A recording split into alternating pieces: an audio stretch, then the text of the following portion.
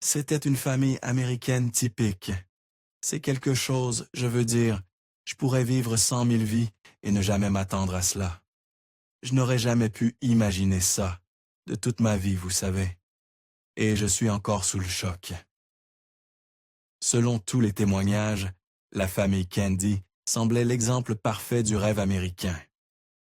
Mais s'il y a une chose que les histoires de crimes réels nous ont apprises, c'est que parfois, derrière ces vies apparemment parfaites, se cache un sombre secret que personne n'avait vu venir. Ce qui s'est passé dans cette maison n'était rien d'autre qu'un massacre. Ces enfants ont été traqués et tués après que la femme a été assassinée. Le 22 avril 2024, un garçon de 10 ans s'est réveillé dans sa maison de Yukon, Oklahoma, pour découvrir quelque chose qu'aucun enfant ne devrait jamais affronter. Ses 3 frères aînés et ses 2 parents ont tous été trouvés morts. Ce qui rend cette affaire encore plus déchirante, c'est que tous ceux qui connaissaient la famille Candy la voyaient comme le foyer idéal. Ils étaient aimés dans la communauté, toujours actifs dans les événements locaux et partageaient de même des moments doux à la télévision. Dans une émission locale, Discover Oklahoma, ils parlaient eux-mêmes de leur pâtisserie préférée avec des visages souriants. Je viens ici 2 fois par semaine le matin, juste pour leurs burritos de petit déjeuner, qui sont de loin meilleurs que tout ce qu'on peut trouver ici. J'aime le gâteau aux carottes. Je ne mange pas beaucoup de sucreries, même avec mon nom de famille, mais j'adore le gâteau aux carottes. J'aime les cannolis. Les cannolis sont bons. Comme vous l'avez vu, la famille Candy semblait tout avoir. Mais derrière ces photos souriantes et ces apparitions télévisées joyeuses se cachait une vérité que personne n'aurait pu prévoir. Leur histoire allait bientôt devenir l'un des massacres les plus déchirants et tordus de l'histoire de l'Oklahoma. Mais avant de plonger dans les détails sombres de ce qui s'est passé, il est important de comprendre qui était vraiment la famille Candy. Comme nous l'avons mentionné plus tôt, la famille Candy était considérée depuis longtemps comme le modèle de la famille américaine idéale.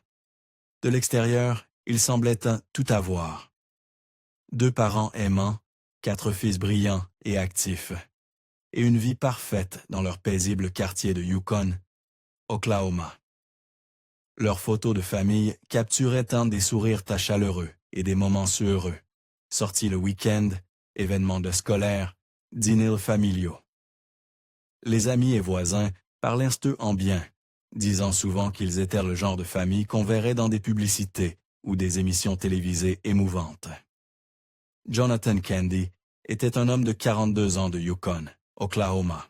La plupart des gens de la région le connaissaient comme le type joyeux et drôle qui travaillait à temps partiel au Paycom Center, une arène populaire où se tenaient de grands événements comme des concerts, des matchs de basketball et d'autres tournois sportifs.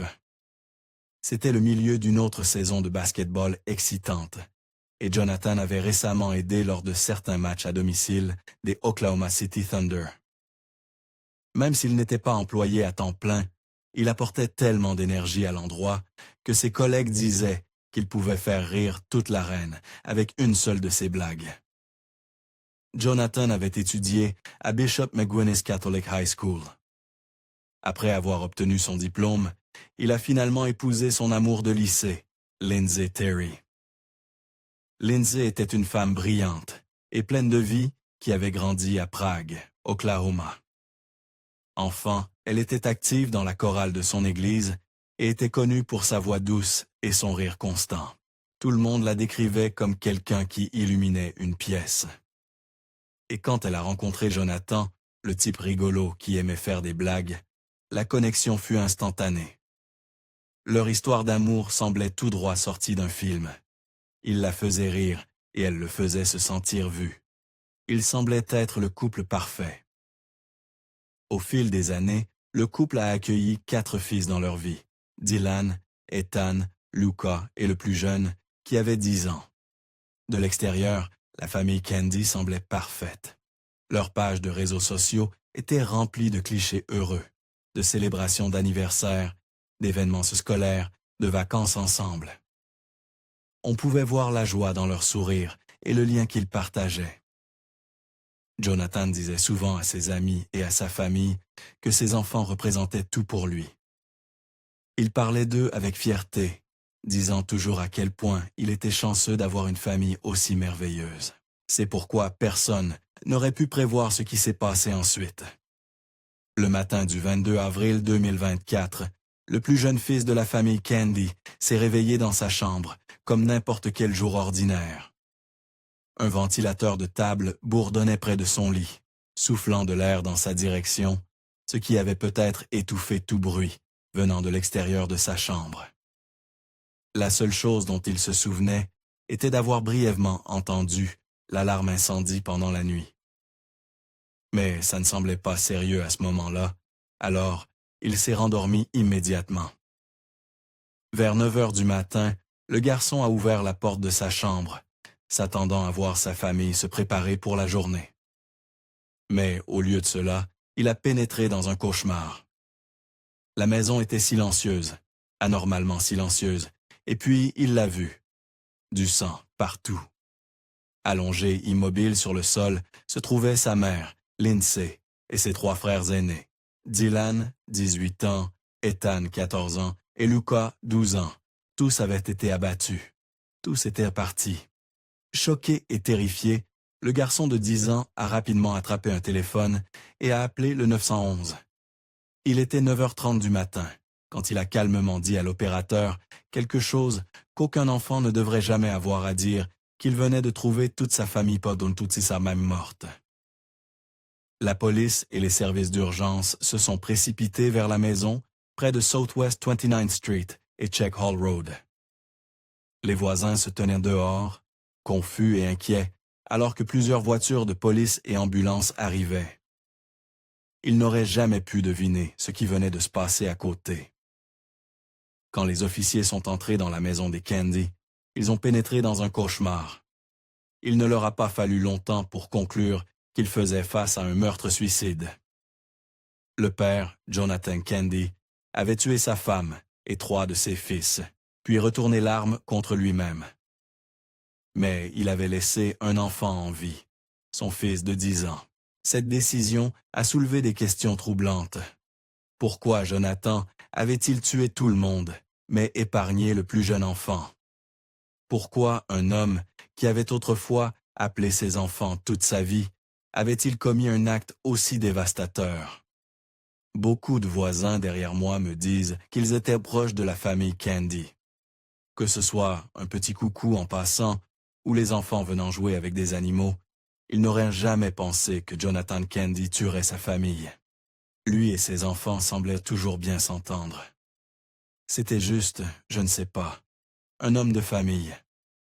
Lors d'une interview avec des officiels de l'Oklahoma, il a été révélé que la scène à l'intérieur de la maison était encore plus troublante qu'initialement rapportée.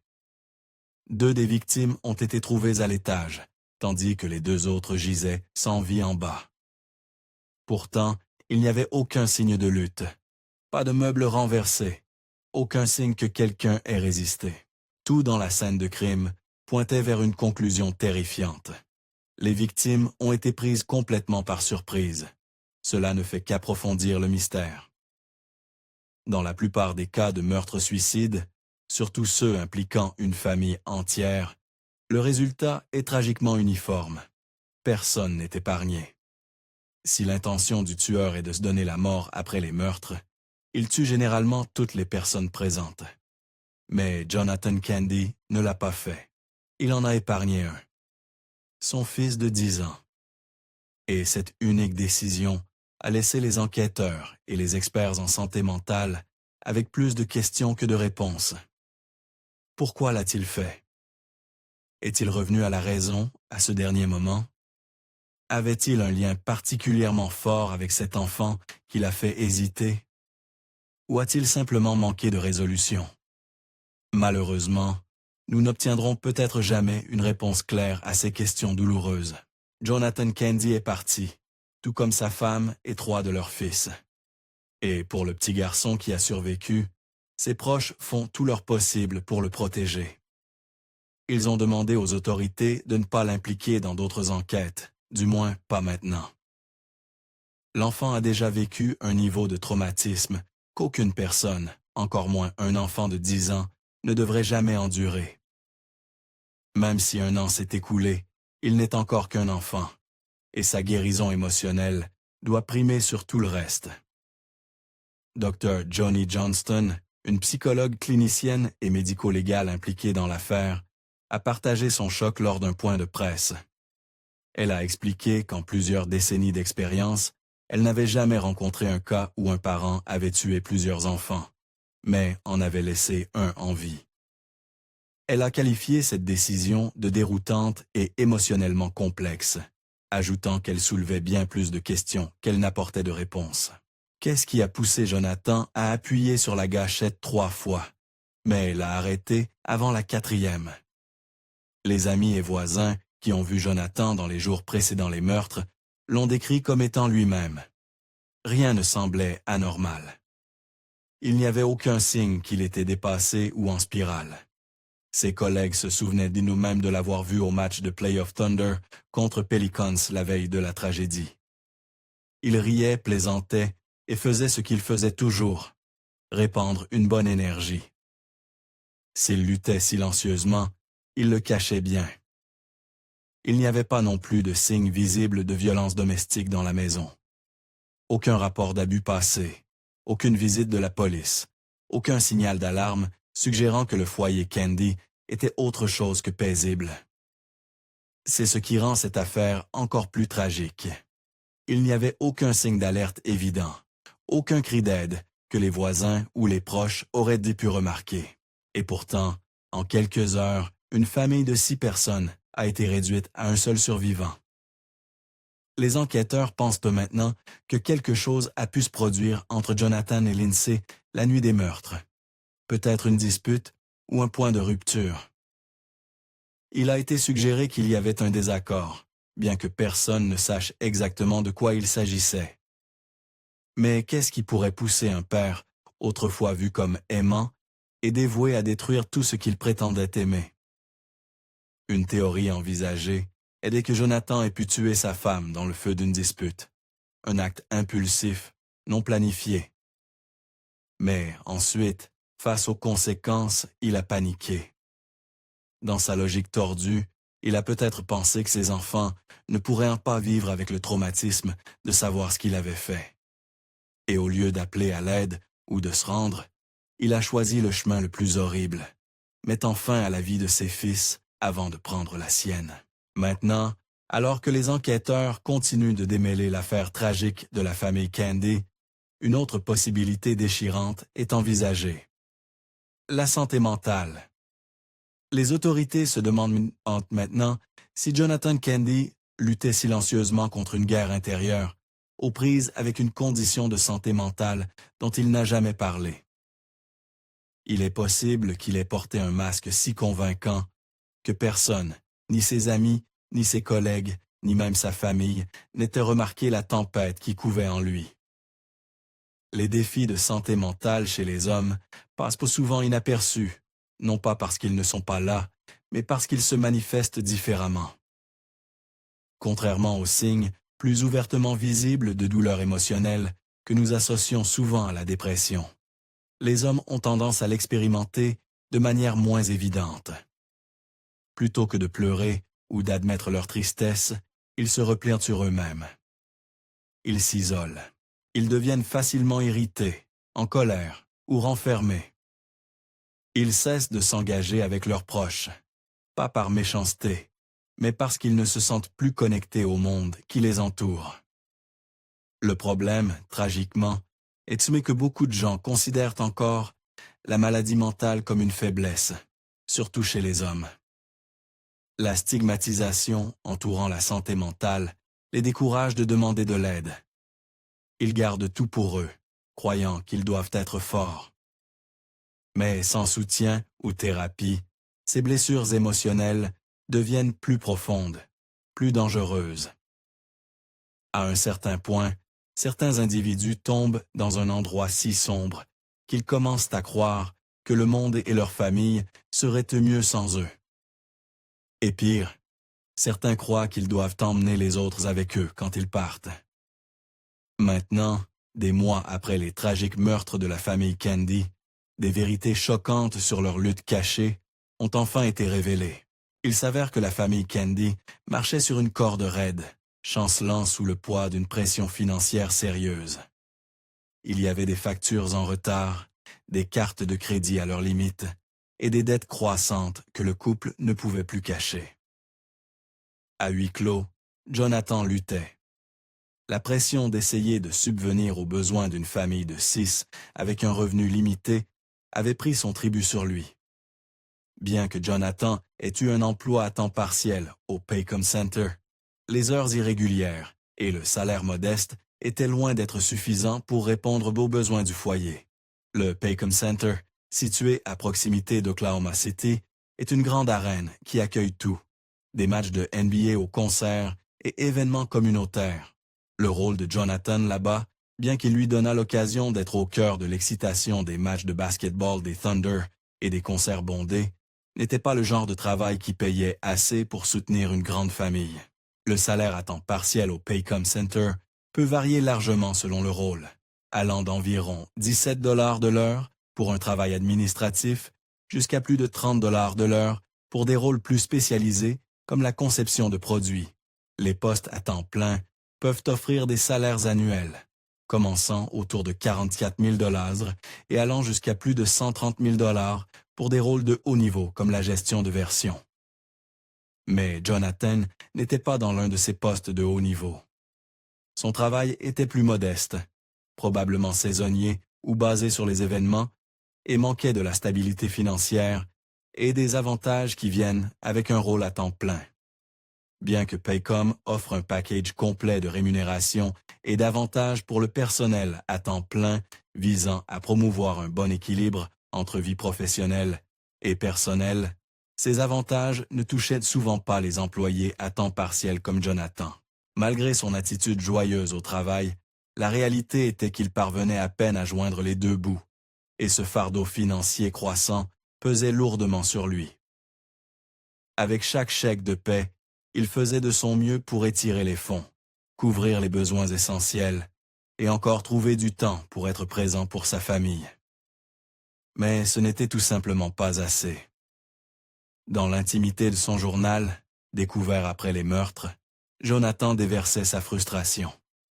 Il écrivait sur son sentiment d'inadéquation, comme s'il échouait envers les personnes qu'il aimait le plus.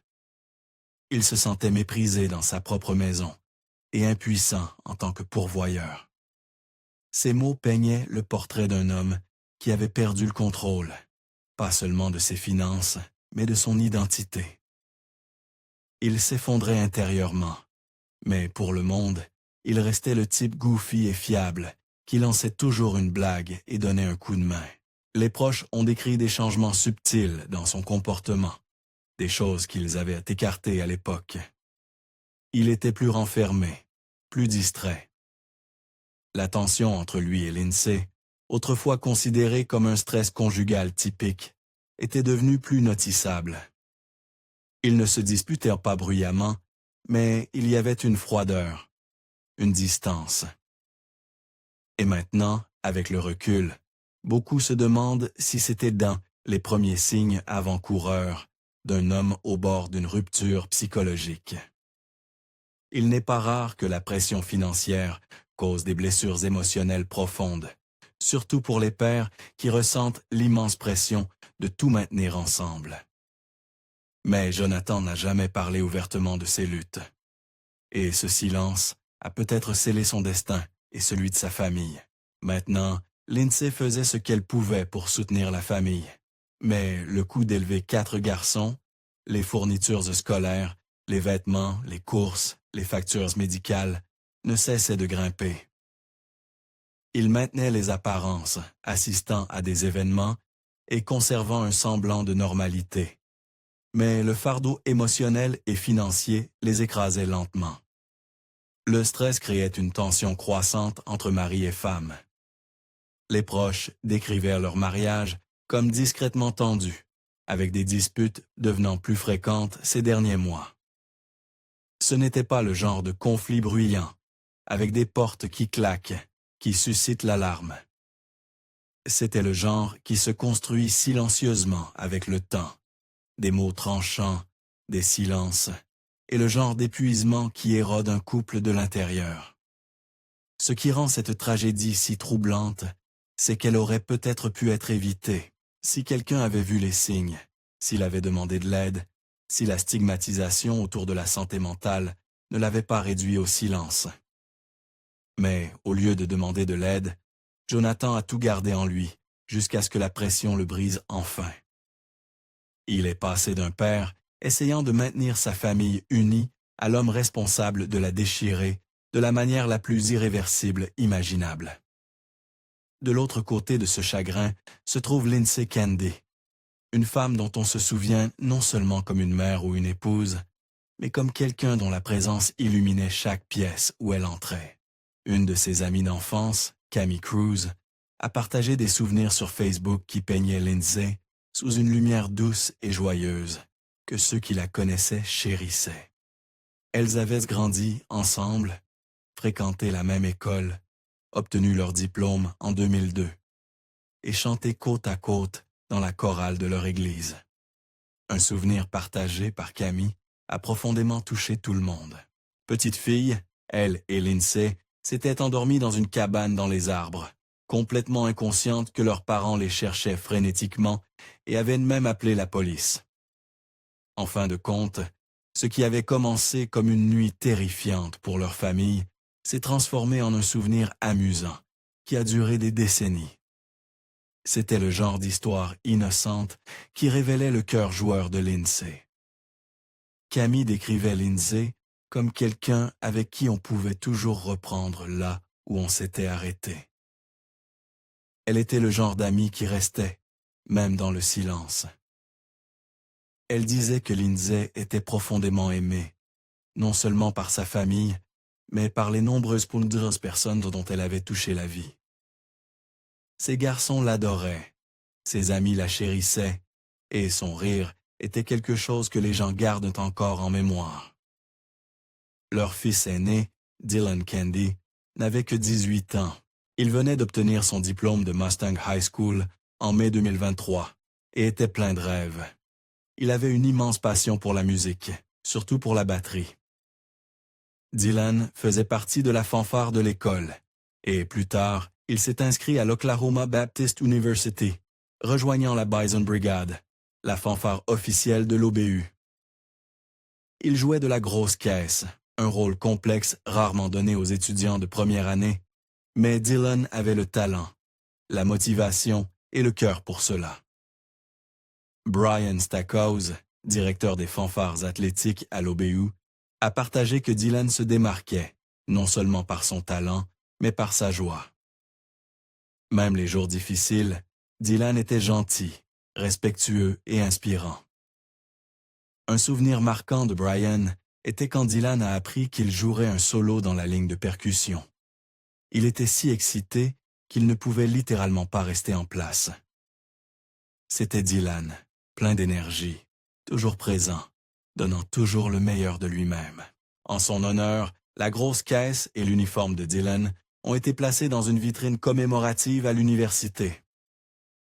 Puis il y avait Ethan Candy, seulement 14 ans, un élève de 9e année à Mustang North Middle School. Ethan était l'athlète de la famille, engagé, passionné et connu pour son talent au baseball. Son entraîneur, T.J. Armstrong, le décrivait comme un gentil Candy, avec un sourire qui remontait le moral. Ethan n'était pas seulement un joueur, il était un coéquipier, un meilleur ami et une étincelle de joie. À ce stade, j'aimerais juste que ce cauchemar soit fini. J'aimerais que ce ne soit qu'un mauvais rêve, et qu'on se réveille et qu'il soit encore là. Armstrong disait qu'Ethan faisait ressortir le meilleur de son propre fils, et que sa perte est quelque chose que leur famille ne peut toujours pas pleinement comprendre. Les amis d'Ethan, Cooper Armstrong et Wyatt Levy, ont du mal à accepter cette perte. Un banc commémoratif est maintenant en cours d'installation au Mustang Youth Sports Complex en sa mémoire. Et puis, il y avait Luca Candy, seulement 12 ans. Luca était un enfant brillant et vif à Meadowbrook Intermediate School. Il aimait être entouré de gens, surtout pendant les entraînements de soccer de son frère. Il jouait, riait et se faisait de nouveaux amis partout où il allait. Luca est souvenu pour son énergie débordante et son cœur gentil. Juste un enfant plein de vie, dont le voyage a été écourté bien trop tôt. Mais peut-être la partie la plus déchirante de tout cela est l'histoire de celui qui a survécu. Le plus jeune enfant Candy, seulement 10 ans. Un enfant qui, en l'espace d'une nuit, a perdu tout son monde. Plus de mère, plus de père, plus de grands frères à admirer. Tout son sentiment de sécurité et d'amour, envolé. À un âge où les enfants devraient apprendre les multiplications et planifier des fêtes d'anniversaire. Il doit maintenant faire face à un traumatisme qu'aucun enfant ne devrait jamais affronter. Il est maintenant pris en charge par des membres de la famille élargie, et la communauté s'est réunie avec un amour et un soutien incroyables pour l'aider à guérir. Des travailleurs sociaux, des conseillers en deuil et des experts en traumatologie travaillent étroitement avec la famille pour s'assurer qu'il reçoive les soins émotionnels et psychologiques dont il a désespérément besoin. Une campagne GoFundMe a été mise en place pour aider avec son éducation, ses soins quotidiens, sa thérapie et ses opportunités futures. La réponse du public a été tout simplement incroyable. Dons, lettres, messages de soutien, prouvant que ce jeune garçon n'est pas seul. Il est entouré d'amour de la part des voisins comme des étrangers. La chaîne locale KF a rapporté que les proches de Jonathan ont également brisé leur silence, publiant une déclaration exprimant leur confusion, leur chagrin et un désir de réponse qu'ils ne trouveront peut-être jamais. Un voisin, Michael Burham, 68 ans, a dit qu'il a encore du mal à croire que la famille Candy est partie. Il se souvient des rires, des conversations, de la chaleur. Brian Graham, un autre voisin, se souvenait à quel point Jonathan était serviable et amical, le genre de type qui offrait son aide sans qu'on le lui demande. Et pourtant, même des gens comme lui, qui interagissaient régulièrement avec Jonathan, n'ont jamais vu la tempête qui couvait en lui. L'entraîneur Armstrong disait qu'il choisit de se souvenir de Jonathan, non pas comme un tueur, mais comme le type reconnaissant qui faisait des câlins. Sa femme, Rhonda Armstrong, parlait avec affection de Lindsay et des enfants, se souvenant comment leur visite illuminait toujours sa journée. Lindsay, disait-elle, était toujours la plus bruyante à encourager au match d'Ethan, et elle le faisait de la meilleure manière possible. C'est ce contraste même, l'image chaleureuse et joyeuse de la famille Candy, contre la froide vérité de la fin de leur histoire, qui rend la tragédie encore plus difficile à accepter. Les autorités ont depuis utilisé cette affaire comme un appel urgent à l'action, à parler, chercher de l'aide et briser le silence. La santé mentale ne devrait pas être cachée dans des journaux ou masquée par de faux sourires. Cette affaire prouve comment même les familles les plus heureuses en apparence peuvent lutter profondément à l'intérieur. S'il y a quelque chose que nous pouvons apprendre de cette tragédie, c'est que tout le monde traverse quelque chose, que nous le voyions ou non. Cela nous rappelle de vérifier comment vont les gens que nous aimons, d'offrir de la patience, de la gentillesse et du temps, et surtout de briser les stigmates qui gardent les gens à souffrir en silence. Pour ceux dans la communauté, des groupes de soutien et des services d'INADS de conseil sont maintenant mis à disposition pour aider à traiter le chagrin. La famille Candy est peut-être partie, mais leur mémoire perdure, dans chaque vie qu'ils ont touchée et dans chaque larme versée pour eux. Nous ne comprendrons peut-être jamais vraiment ce qui s'est passé cette nuit-là, mais nous pouvons honorer leur vie en faisant mieux pour ceux qui sont encore là. Alors que nous fermons ce chapitre, nous nous souvenons de Jonathan, Lindsay, Dylan, Ethan et Lucas Candy, une famille autrefois pleine de rire, maintenant remémorée avec des larmes. Et nous gardons une place pour leur plus jeune, le seul survivant qui porte le poids de cette perte vers un avenir inconnu. Maintenant, je veux entendre vos pensées. Que pensez-vous qu'il s'est vraiment passé?